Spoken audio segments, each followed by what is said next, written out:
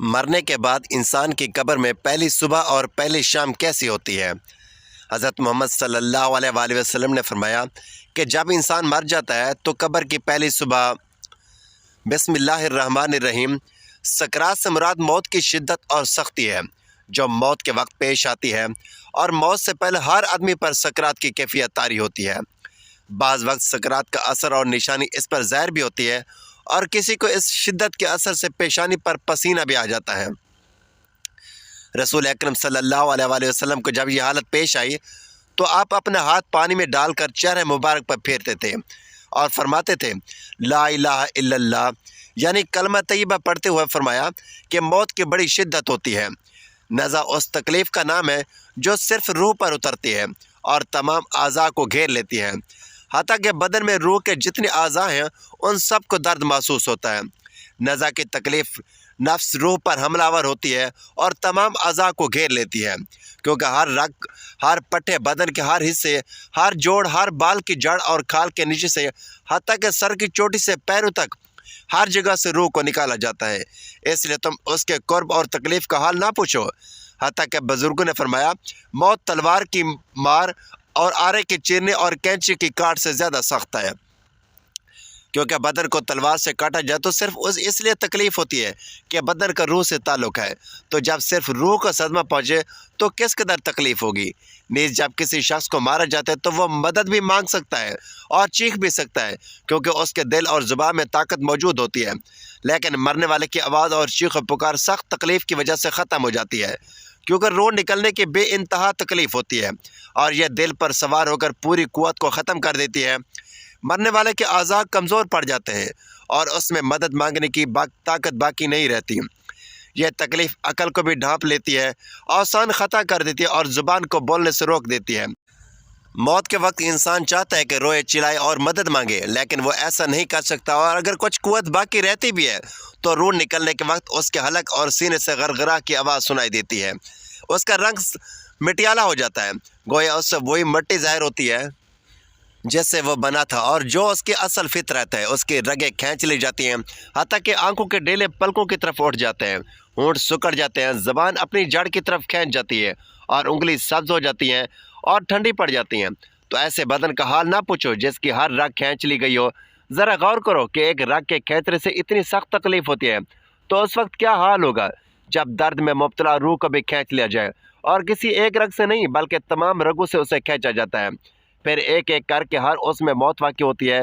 پہلے اس کے قدم ٹھنڈے پڑتے ہیں، پھر پنڈلیاں اور پھر رانیں ٹھنڈی پڑ جاتی ہیں، اور ہر عضو میں نئی سختی اور شدت پیدا ہوتی ہے، حتیٰ کہ گلے تک نوبت آ پہنچتی ہے، اور اس وقت اس کی نظر دنیا اور دنیا والوں سے پھر جاتی ہے۔ اس میں توبہ کا دروازہ بند ہو جاتا ہے اور اس سے حسرت اور ندامت گھیر لیتی ہے۔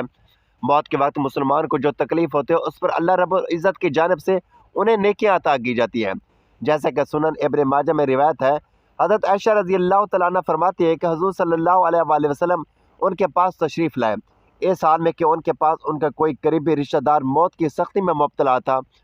حضور نے مشاہدہ فرما کر حضرت عائشہ رضی اللہ تعالیٰ عنہ سے فرمایا اپنے رشتہ دار پر غمگین نہ ہو، اس لیے کہ یہ اس کی نیکی ہے۔ اس حدیث سے معلوم ہوتا ہے کہ موت کے وقت ہونے والی سختی مرنے والے کی بدعمالیوں کا ہرگز نتیجہ نہیں ہوتی۔ مسلمانوں کے حق میں اس پر اجر و ثواب اور گناہوں کی معافی کی امید رکھنی چاہیے۔ جب حضرت سیدنا جابر بن زید رضی اللہ تعالیٰ عنہ کی وفات کا وقت ہوا تو ان سے پوچھا گیا کہ آپ رضی اللہ تعالیٰ عنہ کو کسی چیز کی خواہش ہے؟ ارشاد فرمایا حضرت سیدنا امام حسن رضی اللہ تعالیٰ عنہ کو دیکھنا چاہتا ہوں۔ حضرت سیدنا حسن رضی اللہ تعالیٰ عنہ نے فرمایا اے جابر، رسول اللہ صلی اللہ علیہ وسلم کا فرمان ہے مومن اللہ کی طرف سے کسی بھلائی پر ہوتا ہے، اگر وہ توبہ کرتا ہے تو اللہ اسے قبول فرماتا ہے، اور اگر کوئی عذر پیش کرتا ہے تو اس کا عذر قبول فرماتا ہے، اور اس کی علامت یہ ہے کہ وہ مومن روح نکلنے سے پہلے اپنے دل میں ٹھنڈک محسوس کرتا ہے۔ یہ سن کر حضرت جابر نے کہا اللہ اکبر، بے شک میں اپنے دل میں ٹھنڈک محسوس کر رہا ہوں۔ پھر دعا کی اے اللہ، بے شک میں تیرے ثواب کی خواہش رکھتا ہوں، لہٰذا تو میرے گمان کو سچ کر دے اور میرے خوف اور گھبراہٹ کو دور فرما دے۔ پھر آپ رضی اللہ تعالیٰ عنہ نے کلمہ شہادت پڑھا اور انتقال فرما گئے۔ ناظرین، انسان کی زندگی میں روح کو 3 موقع پر تکلیف پہنچتی ہے۔ انسان کی روح چیخیں مار مار کر روتی ہے۔ کیا آپ جانتے ہیں کہ موت کے وقت سب سے زیادہ تکلیف جسم کے کس حصے کو ہوتی ہے؟ حضرت علی رضی اللہ تعالیٰ عنہ سے جب یہی سوال پوچھا گیا تو حضرت علی نے فرمایا موت آرے کے چیرنے اور کینچی کی کاٹ سے زیادہ سخت ہے۔ آرے کے ذریعے چیرنے والے انسان کو آرے یا کینچی کے ذریعے کٹنے سے اتنی تکلیف نہیں ہوتی جتنی تکلیف موت کی دبوچ میں آنے والے انسان کو ہوتی ہے۔ انسان کی زندگی میں روح کا 3 موقع پر شدید صدمہ پہنچتا ہے۔ انسان کی روح دھاڑے مار مار کے روتی ہے۔ وہ 3 موقع کون کون سے ہیں؟ نمبر 1، انسان کے یہ جاننے کے باوجود بھی کہ یہ گناہ کبیرہ ہے، یہ گناہ عظیم ہے، اللہ تعالیٰ یہ گناہ کرنے والے انسان پر غضبناک ہوتا ہے۔ یہ جاننے کے باوجود بھی انسان کسی غیر محرم عورت کو جب ننگا کرتا ہے، ننگا کر کے اپنی آنکھوں سے دیکھتا ہے، اپنے کانوں سے اسے ہوس کا نشانہ بناتا ہے، یہ وہ لمحہ ہوتا ہے جب انسان کی روح دھاڑے مار مار کر رو رہی ہوتی ہے، جب انسان کی روح کا صدمہ پہنچ رہا ہوتا ہے، ٹھیس پہنچ رہی ہوتی ہے۔ یہ وہ لمحہ ہوتا ہے کہ جب آسمان کے نوری فرشتے اس زانی پر لعنت کر رہے ہوتے ہیں، زانی عورت اور زانی مرد پر لعنت کر رہے ہوتے ہیں، حالانکہ اللہ تعالیٰ کے نوری فرشتے اللہ تعالیٰ کے حکم کے بغیر پر بھی نہیں مارتے اور لعنت کرتے ہیں، یہ بھی اللہ تعالیٰ کے حکم پر ہی لعنت کرتے ہیں۔ فرمایا جب انسان اپنی آنکھوں کے سامنے غیر محرم عورت کو ننگا کر کے ہوس کا نشانہ بناتا ہے، یہ وہ لمحہ ہوتا ہے، یہ وہ موقع ہوتا ہے جب انسان کی روح دھاڑے مار مار کر چیختی چلاتی ہے۔ دوسرا وہ قدم جب انسان والدین کو اتنا دکھ دیتا ہے، اتنی تکلیفیں دیتا ہے کہ والدین اس انسان کے حق میں بد دعائیں کرنا شروع کر دیتے ہیں، اور یہ وہ بدبخت انسان اپنی آنکھوں کے سامنے والدین سے بد دعائیں بھی لیتا ہے۔ جب والدین بد دعا دے رہے ہوتے ہیں، یہ بدبخت انسان والدین کو دیکھ بھی رہا ہوتا ہے، ان کے منہ سے نکلی بد دعائیں اپنے کانوں سے سنتا ہے، یہ وہ لمحہ ہوتا ہے جب انسان کی روح رو رہی ہوتی ہے۔ تیسرا موقع جب موت کا فرشتہ حضرت اسرائیل علیہ السلام انسان کی روح کو جسم سے الگ کرتے ہیں، انسان کی روح جسم سے کھینچ کے باہر نکالتے ہیں۔ ظاہر ہے روح کا جسم سے گہرا تعلق ہے، تو جب یہ دونوں الگ الگ ہوتے ہیں روح کو گہرا صدمہ پہنچتا ہے۔ انسان کے جسم پر چھوٹا سا کانٹا لگ جائے تو انسان کو کتنی تکلیف ہوتی ہے، چھوٹی سی چوٹ لگ جائے انسان کو کتنی تکلیف ہوتی ہے، تو جب روح کو تکلیف پہنچے، جب روح کو صدمہ پہنچے اس وقت انسان کو کتنی تکلیف ہوتی ہوگی۔ حضرت حکیم لقمان سے پوچھا گیا کہ حضرت موت کے وقت جسم کا وہ کون سا حصہ ہے جس کو سب سے زیادہ تکلیف ہوتی ہے، سب سے زیادہ صدمہ پہنچتا ہے؟ حضرت حکیم لقمان نے فرمایا انسان کے وجود کا وہ حصہ جس کا روح کے ساتھ گہرا تعلق ہے، اس حصے کو بہت زیادہ تکلیف ہوتی ہے۔ پوچھا کہ حضرت وہ کون سا حصہ ہے جس کا انسان کی روح سے گہرا تعلق ہے؟ حضرت حکیم لقمان نے فرمایا اس حصے کو انسان کے وجود کا مرکز کہا جاتا ہے، یہ وہ حصہ ہے جو روح کے بغیر زندہ نہیں رہ سکتا۔ جیسے ہی روح جسم کو الوداع کہتی ہے، دل بھی کام کرنا چھوڑ دیتا ہے، اور جب یہ دونوں ایک دوسرے سے الگ ہوتے ہیں دونوں تکلیف میں ہوتے ہیں، دونوں کا درد انسان کا وجود برداشت نہیں کر پاتا۔ مرتے وقت ناخنوں کے درد کو بھی انسان محسوس کرتا ہے، بالوں کے درد کو بھی انسان محسوس کرتا ہے، حالانکہ یہ وہ حصہ ہے جس کے کاٹنے سے انسان کو تکلیف نہیں ہوتی، لیکن موت کے وقت ان کی تکلیف انسان محسوس کرے گا۔ تو فرمایا موت کے وقت سب سے زیادہ تکلیف دل کو ہوگی۔ فرمایا اس دل کو پاک کر لو، اس دل کو پتھر نہ بناؤ، اس دل کو نرم کر لو۔ آپ صلی اللہ علیہ وآلہ وسلم سے پوچھا گیا اگر دل پتھر بن جائے تو ان پتھر دلوں کو نرم کرنے کا کوئی نسخہ بتا دیں۔ آپ نے فرمایا پتھر دلوں کو نرم کرنے کا ایک ہی نسخہ ہے، وہ ہے مسکینوں کو کھانا کھلانا، یتیموں کا سروں پر شفقت بھرا ہاتھ رکھنا۔ مسکینوں کو کھانا کہ تم کھلاؤ، تمہارے دلوں کو نرم میرا اللہ کرے گا۔ انسان اپنی زندگی میں بہت سے کام محض لذت یا خواہش کو پورا کرنے کے لیے کرتا ہے، جس کی وجہ سے یا تو اس کا پیسہ برباد ہوتا ہے یا صحت۔ موت کو یاد رکھنے والے کی خواہشات کم ہوتی ہیں۔ اس کے بارے میں حضور صلی اللہ علیہ وآلہ وسلم نے فرمایا لذتوں کو ختم کرنے والی موت کو کثرت سے یاد کیا کرو۔ بارگاہ رسالت میں عرض کی گئی کون سا مومن زیادہ عقل مند ہے؟ ارشاد فرمایا موت کو کثرت سے یاد کرنے والا اور موت سے پہلے موت کی تیاری کرنے والا، یہی وہ لوگ ہیں جو زیادہ سمجھدار ہیں۔ ہر شخص کی جتنی زندگی مقرر ہے اس میں نہ زیادہ زیادتی ہوتی ہے نہ کمی۔ جب زندگی کا وقت پورا ہو جاتا ہے اس وقت حضرت اسرائیل علیہ السلام روح قبض کرنے کے لیے آتے ہیں، اور اس شخص کے دائیں بائیں جہاں تک نگاہ کام کرتی ہے اسے فرشتے دکھائی دیتے ہیں۔ مسلمانوں کے آس پاس رحمت کے فرشتے ہوتے ہیں اور کافر کے دائیں بائیں عذاب کے فرشتے ہوتے ہیں۔ اس وقت ہر شخص پر اسلام کی حقانیت آفتاب کی سے زیادہ روشن ہو جاتی ہے، مگر اس وقت کا ایمان معتبر نہیں، اس لیے کہ حکم ایمان بالغیب کا ہے، اور اب غیب نہ رہا بلکہ یہ چیزیں مشاہدہ ہو گئی۔ مرنے کے بعد مسلمانوں کی روحیں حسب مرتبہ مختلف مقاموں میں رہتی ہیں، بعض کی قبر پر، بعض کی زمزم شریف میں، بعض کی آسمان و زمین کے درمیان، بعض کی پہلے دوسرے ساتویں آسمان تک، اور بعض کے آسمانوں سے بھی بلند، اور بعض کی روحیں زیر عرش قندیلوں میں، اور بعض کی علیین میں، مگر کہیں بھی ہوں اپنے جسم سے ان کا بدستور گہرا تعلق ہوتا ہے۔ उलमा करम फरमाते हैं, बेशक पाक रूहें जब जिस्म से जुदा होती हैं आलम बाला से मिल जाती हैं और सब कुछ ऐसा देखती सुनती हैं जैसे यहाँ हाजिर हैं। हदीस में फरमाया गया कि जब मुसलमान मरता है उसकी राह खोल दी जाती है, जहाँ दिल चाहे जाए। मुर्दा कलाम भी करता है और उसके कलाम को जिन और उसके सिवा तमाम हैवानात वगैरह सुनते भी हैं। जब मुर्दे को कब्र में दफन करते हैं उस वक्त उसको कब्र दबाती है। अगर वो मुसलमान है तो उसका दबाना ऐसा होता है जैसे माँ प्यार से अपने बच्चे को गोद में लेती है, और अगर वो काफिर है तो उसको इतने ज़ोर से दबाती है कि इधर की पसलें उधर और उधर की पसलें इधर हो जाती हैं। जब दफन करने वाले दफन करके वहाँ से चले जाते हैं तो वो उनके जूतों की आवाज़ सुनता है। उस वक्त उसके पास दो फरिश्ते अपने दांतों से ज़मीन को चीरते हुए आते हैं और निहायत सख्ती के साथ करख्त आवाज़ में सवाल करते हैं। पहला सवाल, तेरा रब कौन है? दूसरा सवाल, तेरा दीन क्या है? तीसरा सवाल, उनके बारे में तू क्या कहता है? मुसलमान है तो पहले सवाल का जवाब देगा मेरा रब अल्लाह है, और दूसरे का जवाब देगा मेरा दीन इस्लाम है, तीसरे का जवाब देगा वो तो रसूलुल्लाह सल्लल्लाहु अलैहि वसल्लम है। उस वक्त आसमान से एक मनादी निदा करेगा कि मेरे बंदे ने सच कहा, इसके लिए जन्नत का बिछोना बिछाओ और जन्नत का लिबास पहनाओ और उसके लिए जन्नत की तरफ एक दरवाज़ा खोल दो। जन्नत की हवा और खुशबू उसके पास आती रहेगी और जहाँ तक निगाह जाएगी वहाँ तक उसकी कब्र कुशादा कर दी जाएगी और इससे कहा जाएगा कि तू सो जा। पहले इसके बाएं हाथ की तरफ जहन्नम की खिड़की खोलेंगे जिससे गर्म हवा और सख्त बदबू आएगी, फिर वो बंद कर देंगे और उसके बाद दाएं तरफ से जन्नत की खिड़की खोलेंगे और उससे कहा जाएगा कि अगर तू इन सवालों के सही जवाब ना देता तो तेरे वास्ते वो थी और अब ये है, ताकि वो अपने रब की नेमतों की कदर जाने कि कैसे बलाए अजीम से बचाकर कैसी नेमत उज़्मा अता फरमाई।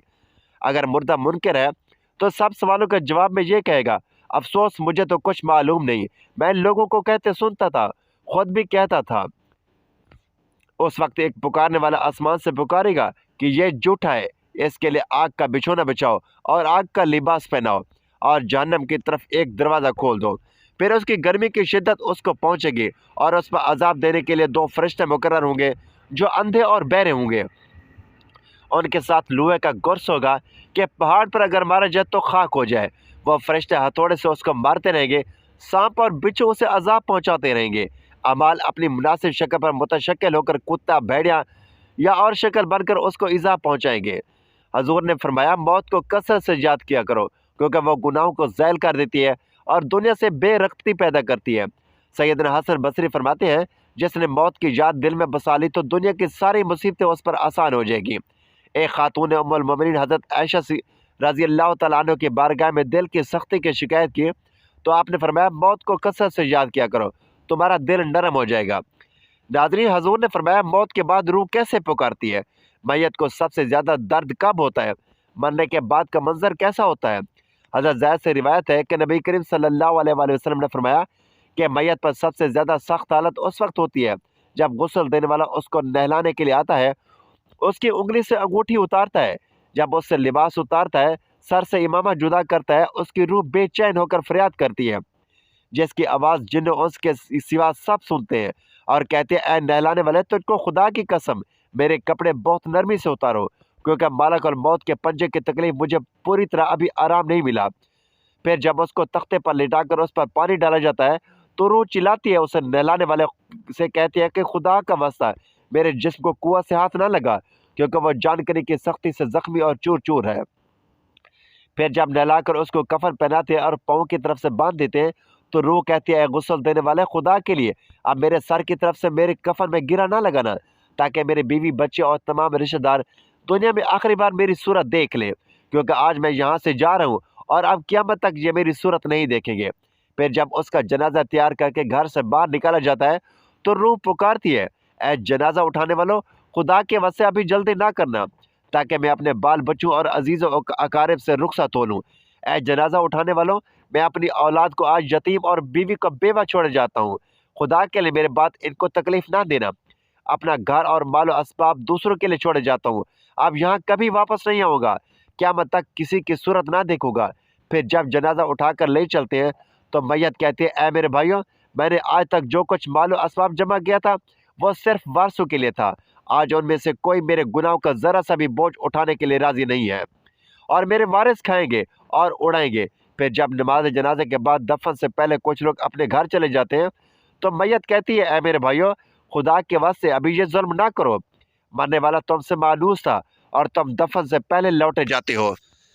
फिर जब उसे कब्र में उतारा जाता है तो मैयत कहती है, ए मेरे वारसो, आज तक मैंने जो कुछ माल जमा किया था वो सब तुम्हारे लिए छोड़ा, खुदा के लिए तुम मुझको दुआए खैर और फातिहा से भुला न देना। बुजुर्गों का कौल है, आखिरत की मंजिल में से कब्र पहली मंजिल है।